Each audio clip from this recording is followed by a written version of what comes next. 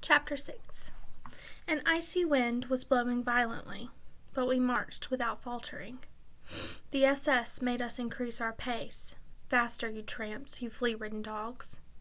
That's an example of them being dehumanized. Why not? Moving fast made us a little warmer. The blood flowed more readily in our veins. We had the feeling of being alive. Faster, you filthy dogs. We were no longer marching. We were running, like automatons, so that's like a robot. The SS were running as well, weapons in hand. We looked as though we were running from them. The night was pitch black. From time to time, a shot exploded in the darkness. They had orders to shoot anyone who could not sustain the pace. Their fingers on the triggers, they did not deprive themselves of the pleasure. If one of us stopped for a second, a quick shot eliminated the filthy dog.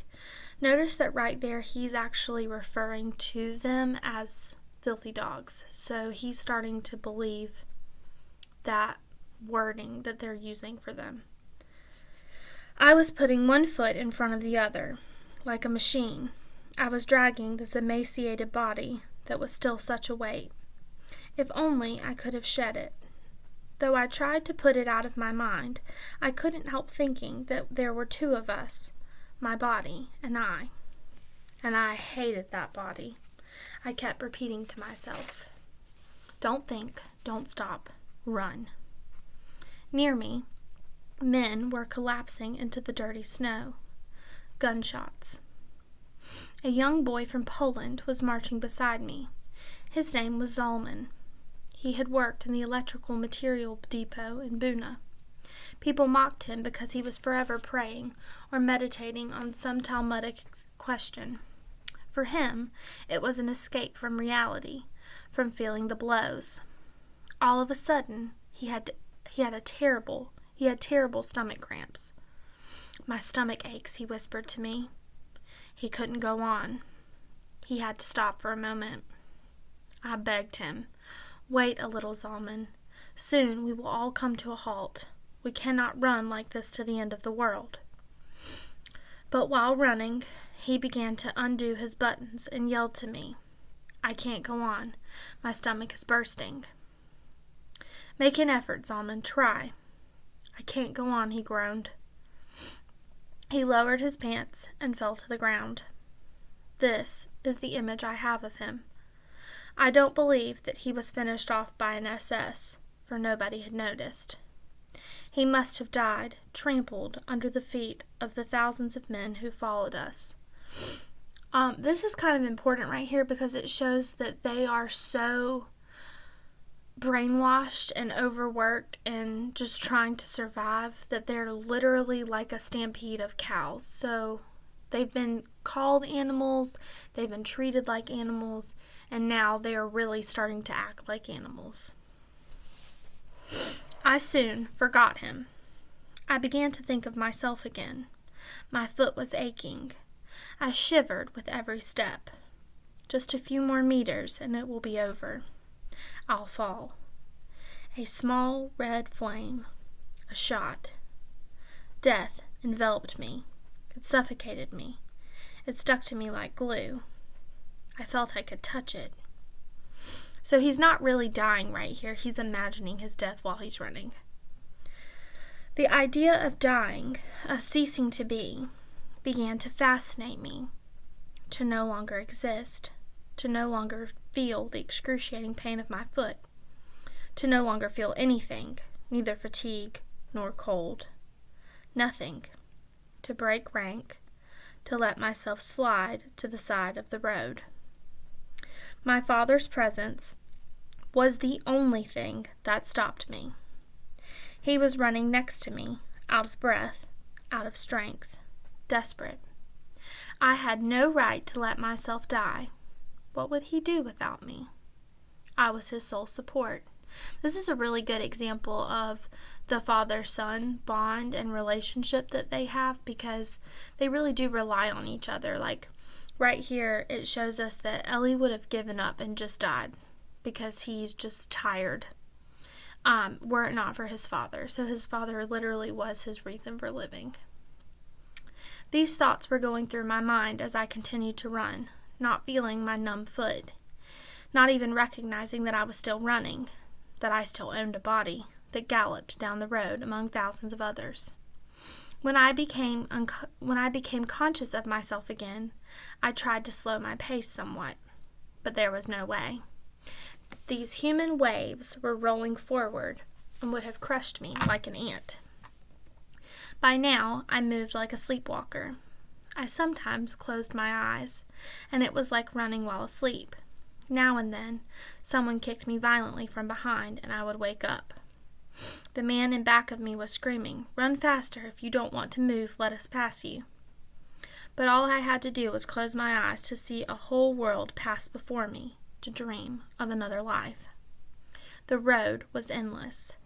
To allow oneself to be carried by the mob, to be swept away by blind fate. When the SS were tired, they were replaced. But no one replaced us. Chilled to the bone, our throats parched, famished, out of breath, we pressed on. We were the masters of nature, the masters of the world. We had transcended everything, death, fatigue, our natural needs. We were stronger than cold and hunger, stronger than guns and the desire to die. Doomed and rootless, nothing but numbers, we were the only men on earth. At last, the morning star appeared in the gray sky. A hesitant light began to hover on the horizon. We were exhausted. We had lost all strength, all illusion. The commandant announced that we had already covered 20 kilometers since we left. Long since, we had exceeded the limits of fatigue. Our legs moved mechanically in spite of us, without us. We came to an abandoned village. Not a living soul. Not a single bark. Houses with gaping windows. A few people slipped out of the ranks, hoping to hide in some abandoned building. One more hour of marching, and at last the order to halt. As one man, we let ourselves sink into the snow. My father shook me. "Not here. Get up. A little farther down. There is a shed over there. Come." I had neither the desire nor the resolve to get up. Yet I obeyed. It was not really a shed, but a brick factory whose roof had fallen in. Its window panes were shattered, its walls covered, in soot. It was not easy to get inside. Hundreds of prisoners jostled one another at the door. We finally succeeded in entering. Inside, too, the snow was thick. I let myself slide to the ground. Only now did I feel the full extent of my weakness. The snow seemed like a very soft, very warm carpet. This is telling us right here that he is experiencing hypothermia. So anytime that you feel warm in the cold, especially like this, your body's close to being in hypothermic shock. And so that's lethal. I fell asleep. I don't know how long I slept. A few minutes or 1 hour. When I woke up, a frigid hand was tapping my cheeks. I tried to open my eyes. It was my father.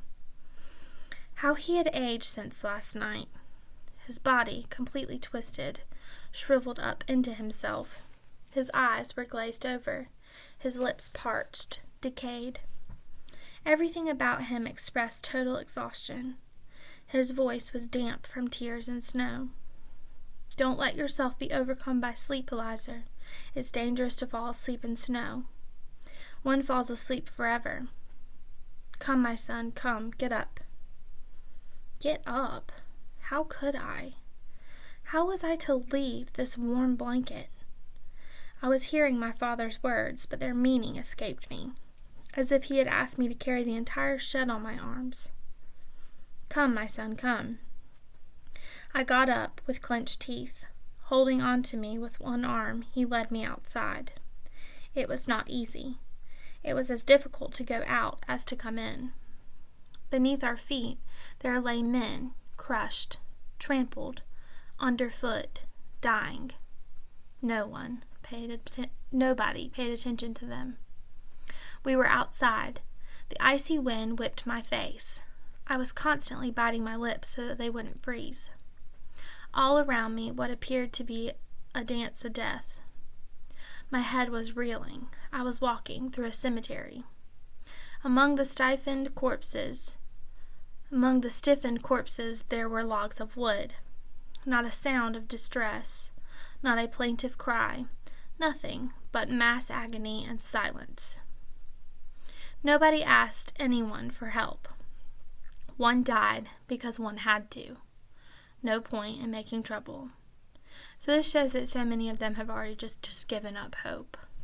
So silence is an example of giving up. It's an example of losing hope. It's an example of losing one's humanity. It's an example of inaction.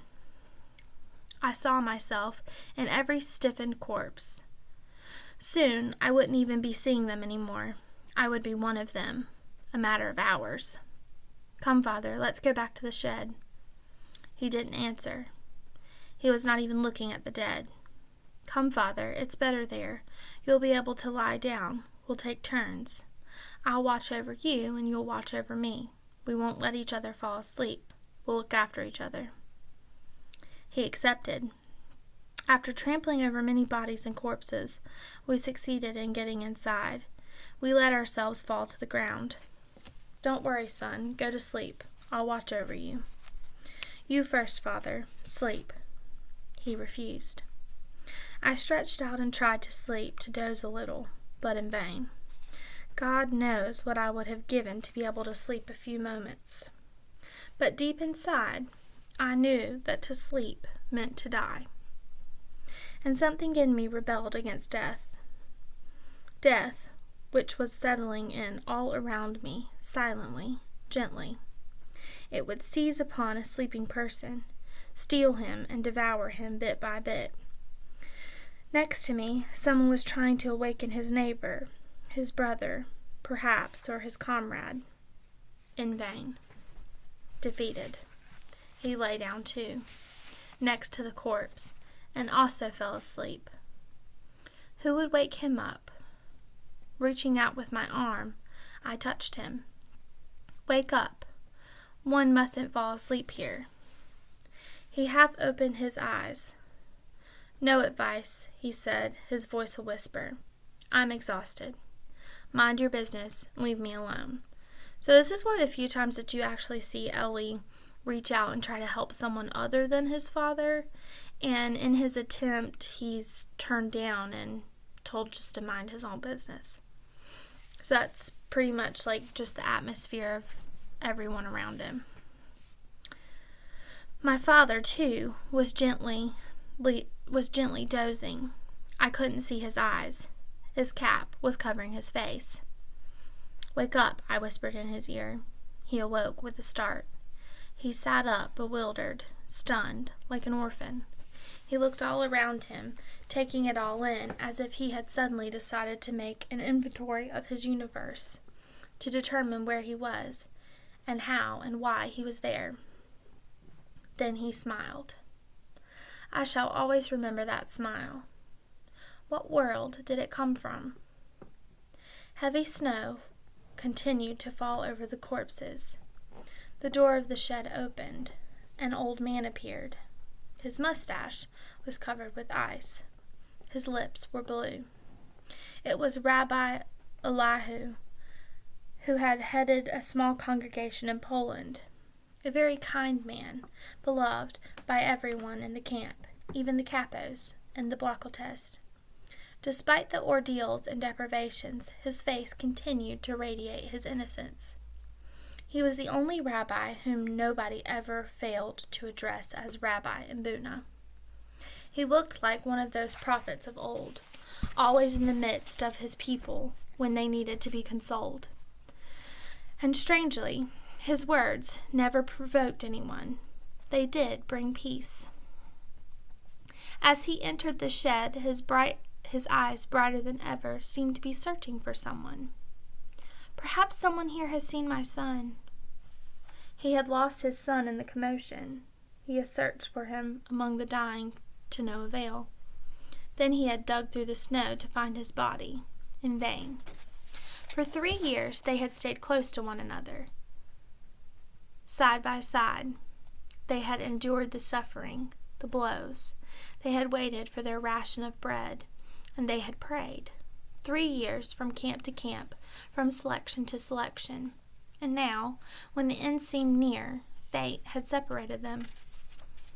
When he came near me, Rabbi Elihu whispered, "It happened on the road. We lost sight of one another during the journey. I fell behind a little, at the rear of the column. I didn't have the strength to run any more, and my son didn't notice. That's all, I know. Where has he disappeared? Where can I find him? Perhaps you've seen him somewhere." "No, Rabbi, I haven't seen him." And so he left, as he had come, a shadow swept away by the wind. He had already gone through the door when I remembered that I had noticed his son running beside me. I had forgotten, and so had not mentioned it to Rabbi. But then I remembered something else. His son had seen him, losing ground, sliding back to the rear of the column. He had seen him, and he had continued to run in front, letting the distance between them become greater. A terrible thought crossed my mind. What if he wanted to be rid of his father? He had felt his father growing weaker, and believing that the end was near, had thought by this separation to free himself of a burden that could diminish his own chance for survival.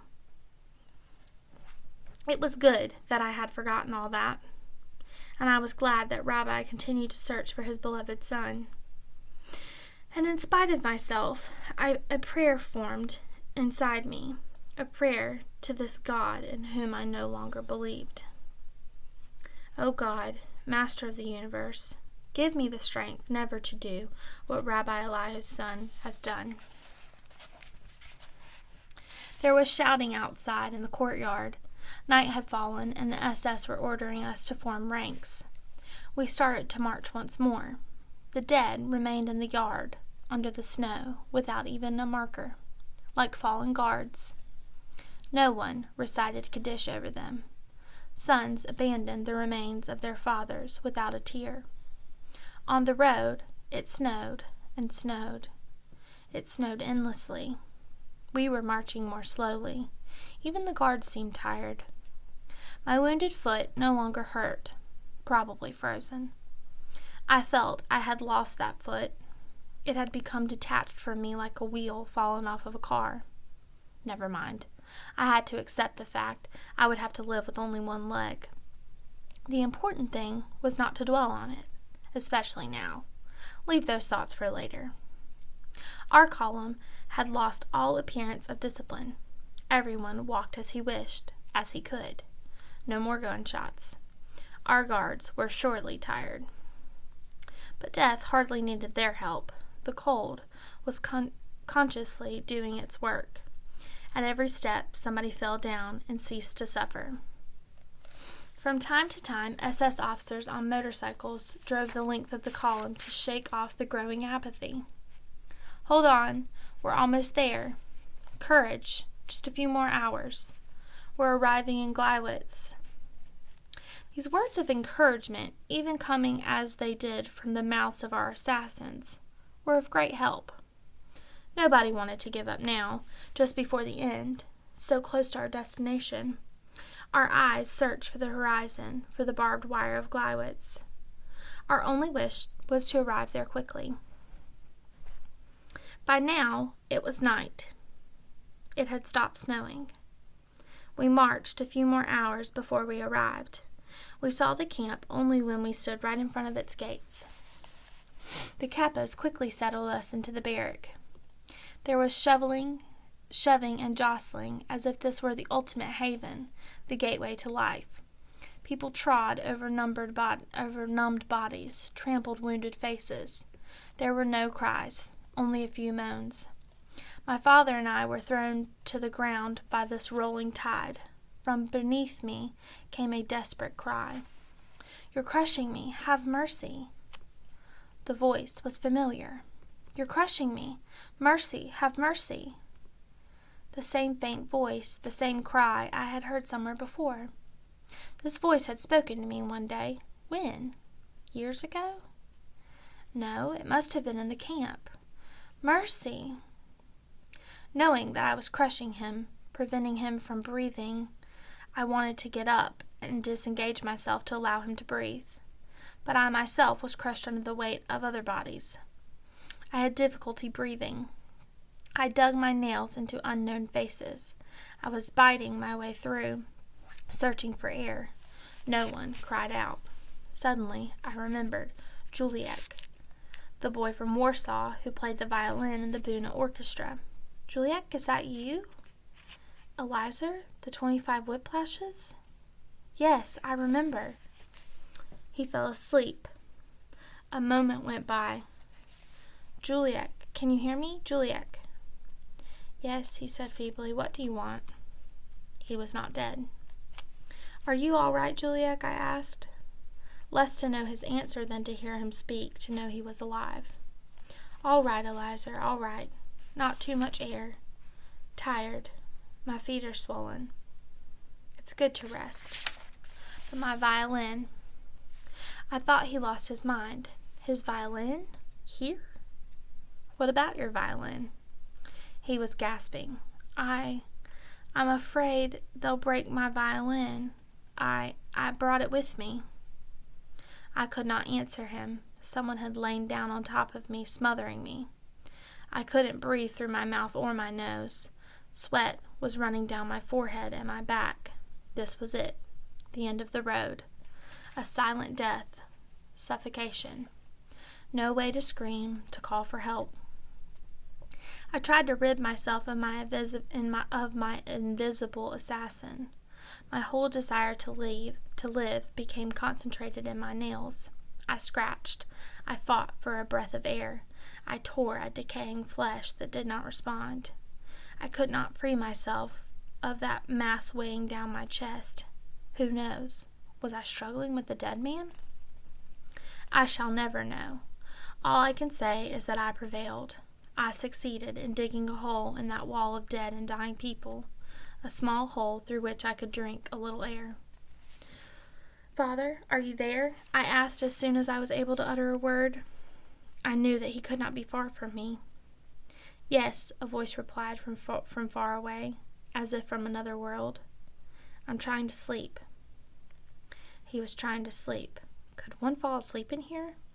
Wasn't it dangerous to lower one's guard even for a moment when death could strike at any time? Those were my thoughts when I heard the sound of a violin. A violin in a dark barrack where the dead were piled on top of the living. Who was this madman who played the violin, here at the edge of his own grave? Or was it hallucination? It had to be Juliek. He was playing a fragment of a Beethoven concerto. Never before had I heard such a beautiful sound in such silence. How had he succeeded in disengaging himself to slip out from under my body without my feeling it? The darkness enveloped us. All I could hear was the violin, and it was as if Juliek's soul had become his bow. He was playing his life. His whole being was sliding over the strings. His unfulfilled hopes, his charred past, his extinguished future. He played that which he would never play again. I shall never forget Juliek. How could I forget this concert given before an audience of the dead and dying? Even today, when I hear that particular piece by Beethoven, my eyes close, and out of the darkness emerges the pale and melancholy face of my Polish comrade bidding for farewell to an audience of dying men. I don't know how long he played. I was overcome by sleep. When I awoke at daybreak, I saw Juliet facing me, hunched over dead.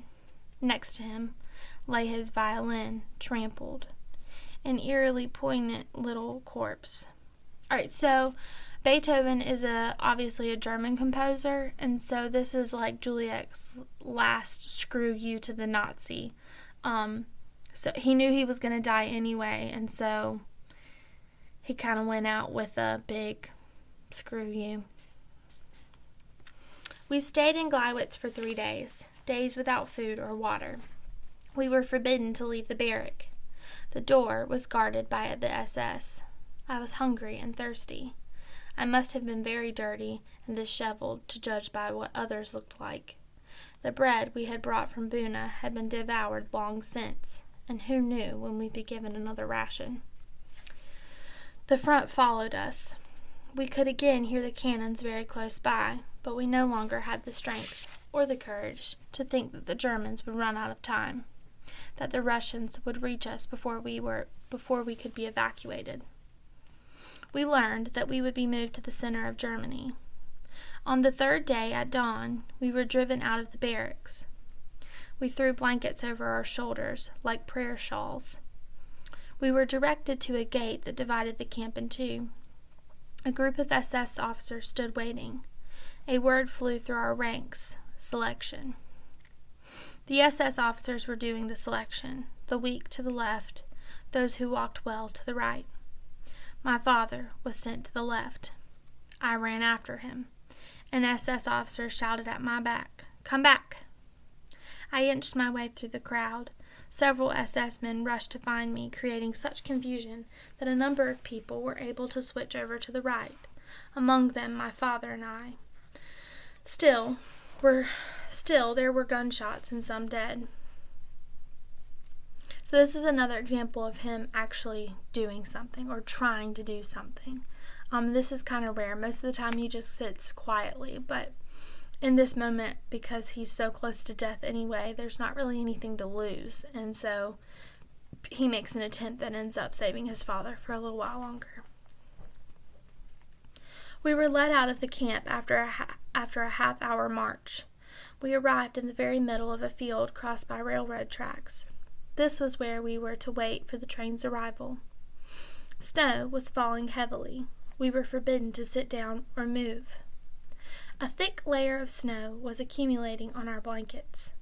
We were given bread, the usual ration. We threw ourselves on it. Someone had the idea of quenching his thirst by eating snow. Soon we all imitated him. As we were not permitted to bend down, we took out our spoons and ate the snow off our neighbors' backs. A mouthful of bread and a spoonful of snow. The SS men who were watching were greatly amused by the spectacle. The hours went by. Our eyes were tired from staring at the horizon, waiting for the liberating train to appear. It arrived only very late that evening, an infinitely long train composed of roofless cattle cars. The SS shoved us inside, 100 per car. We were so skinny. When everybody was on board, the convoy left. And that's the end of chapter 6.